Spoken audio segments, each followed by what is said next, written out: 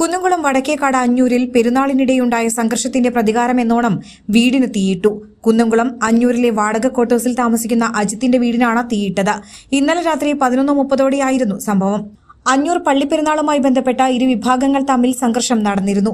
ഇതിന്റെ പ്രതികാരമെന്നോണമാണ് അഞ്ഞൂർ ഡ്രൈവിംഗ് സ്കൂളിന് സമീപമുള്ള ക്വാർട്ടേഴ്സിന്റെ 2ാം നിലയിലെ താമസക്കാരനായ അജിത്തിന്റെ വീടിന് തീയിട്ടത്.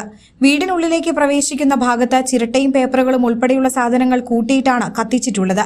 വീട്ടുകാർ പെരുന്നാളിന് പോയ സമയത്താണ് തീയിട്ടിട്ടുള്ളത്. വീടിന് മുകളിലൂടെ തീ ആളിക്കത്തുന്നത് കണ്ട നാട്ടുകാർ കുന്നംകുളം അഗ്നിരക്ഷാസേനയെ വിവരമറിയിക്കുകയായിരുന്നു. തുടർന്ന് അഗ്നിരക്ഷാസേന സ്ഥലത്തെത്തി തീയണച്ചു. Kunnamkulam sub inspector Arunkumar, civil police ഓഫീസർമാരായ ബിജു, ഷഫീഖ് എന്നിവരുടെ നേതൃത്വത്തിലുള്ള പോലീസ് സംഘം സ്ഥലത്തെത്തി CCTV ക്യാമറകൾ ഉൾപ്പെടെ കേന്ദ്രീകരിച്ച പ്രതികൾക്കായി അന്വേഷണം ആരംഭിച്ചു.